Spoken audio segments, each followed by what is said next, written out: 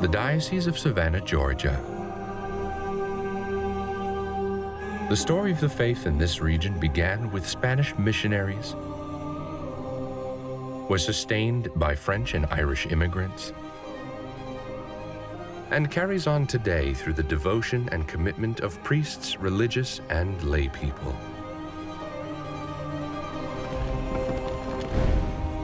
This is the story of the Catholic Dioceses of America, the story of their past and the story of today, the local expression of the universal church. It's also the story of each diocese's mother church, the cathedral.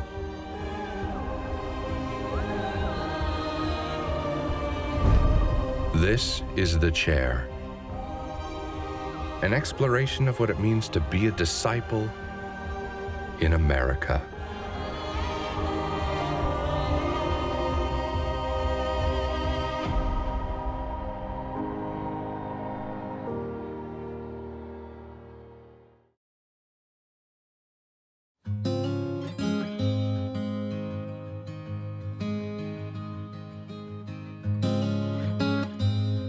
"20 miles upriver from the Atlantic Ocean, along Georgia's low country coast, lies Savannah, Georgia, the state's oldest city and current sea city of the Diocese of Savannah." The city of Savannah is steeped in history, known for its charming town squares, its tree-lined streets, its historic buildings. Savannah has played an important role throughout American history. Prior to European colonization, southern Georgia was inhabited by the Cherokee and a variety of other Native American tribes. In 1526, Spain established a colony in the region and attempts to convert the Guali people who lived towards the coast. However, disease ravages the colony and leads to its failure. But it does mark the beginning of Spanish attempts to settle the region before being driven out by the British. Before the founding of the first permanent English colonies in America, it's important to remember that Jesuits and Franciscans established missions in the areas of what are now known as Florida, Georgia, South Carolina. The Spanish missionaries were the first to bring Catholicism to the area of what is now known as Georgia in the 1500s. They really labored and exhibited remarkable courage and devotion in evangelizing Native peoples of the area, as well as the immigrants who later came. These early missionaries baptized tens of thousands of people, catechized them, as well as provided sacraments from birth to death. One mission near present-day St. Catherine's Island, Georgia, was the site of an American Catholic martyrdom. The Franciscans lived in the region for a number of years. In September of 1597, a Guali leader whom they had baptized reverted to his prior faith after taking a second wife. When the Franciscans objected to this, he had them killed. The blood of the Georgia martyrs became a seed for the church in Georgia. In 1733, the British settled what is now Savannah and founded the British colony of Georgia. The city grew quickly, and in 1751, it was designated as the first capital of the royal colony. By the American Revolution, it was the southernmost commercial port of the 13 colonies. When the British took control of the colony of Georgia, they enacted anti-papist laws, which made the colony inhospitable to Catholics. And the growth of the Catholic community really didn't emerge until after the American Revolution. After the American Revolution, we see Catholics sort of moving a little more into the area of Savannah. We have the French Haitians who are fleeing the revolution there, the Irish immigrants coming into the area fleeing the potato famine. And what starts to happen is enough Catholics are moving into the territory that it becomes an important place to begin a new diocese. In 1850, the growing Catholic population of Savannah is rewarded with its own diocese, Pope Pius IX appoints Bishop Francis Gartland as the first bishop of Savannah. When Gartland was named the first bishop of Savannah, he was entrusted with a diocese that included all of Georgia and much of Florida. He had only 8 priests and 15 churches, with over 5,000 Catholics to serve. In response, he recruited numerous priests, especially from his native Ireland. He constructed new churches, he established schools, he expanded the cathedral, and doubled the Catholic population during his tenure. In addition to his work as the first bishop of the diocese, Bishop Gartland is remembered for the care that he extended to victims of the 1854 yellow fever epidemic. He reached out to the sick and dying, eventually contracting the disease himself and dying 1 year later. Yellow fever would be a recurring scourge in the diocese, laying claim to many in the local community, as well as several priests well into the late 1800s. One of the key historical figures in the Diocese of Savannah is Bishop Augustin Verreau, who during the Civil War actually visited the infamous Andersonville prison and assigned priests to minister to the people that were incarcerated there. Verreau is also well known for being one of the 2 U.S. bishops to vote against infallibility during Vatican I. After the war, Bishop Verreau traveled to Europe to seek funds and vocations to help his devastated diocese. Among those he recruited were the Sisters of St. Joseph, whose mother house was in his hometown of Le Puy, France. The Sisters of St. Joseph first came to St. Augustine, Florida, which was then part of the Diocese of Savannah, to establish a school for the freed Black community.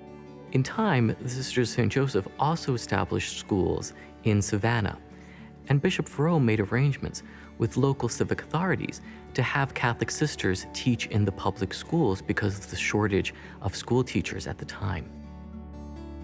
It was an arrangement that went largely unchallenged until the 1910s and 1920s, when growing anti-Catholic sentiment brought scrutiny to the arrangement. In the mid-20th century, Savannah became further associated with American Catholicism as the childhood home of Flannery O'Connor, the prominent Catholic and American author of short stories, novels, essays, and letters.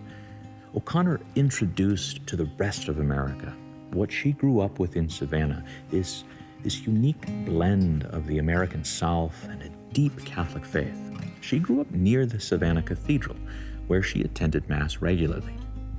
In her stories, she aims to capture something of the workings of divine grace in the lives and in the struggles of ordinary people, something that she came to know very intimately growing up in the shadow, literally, of the Cathedral of St. John the Baptist. And it wasn't until after her death that critics and her reading audience began to appreciate the Catholic themes that pervaded her work, particularly regarding sacramentalism and grace. She herself was also a bit of a curiosity as a Southern Catholic writer, at a time when Southerners were not thought of as Catholics and Catholics were not thought of as Southerners. Her work helps us see the intersection of those 2 identities with new eyes.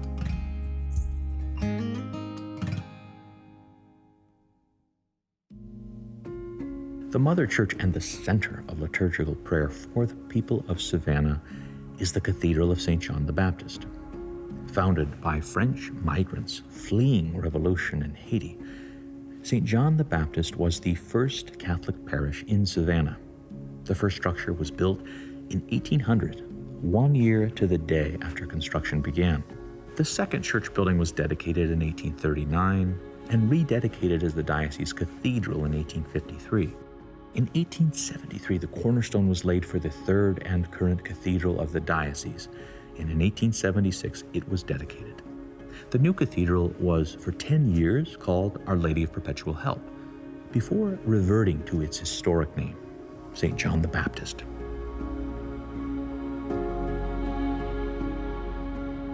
In February 1898, a fire nearly destroyed the entire structure, leaving only the spires and the outside walls.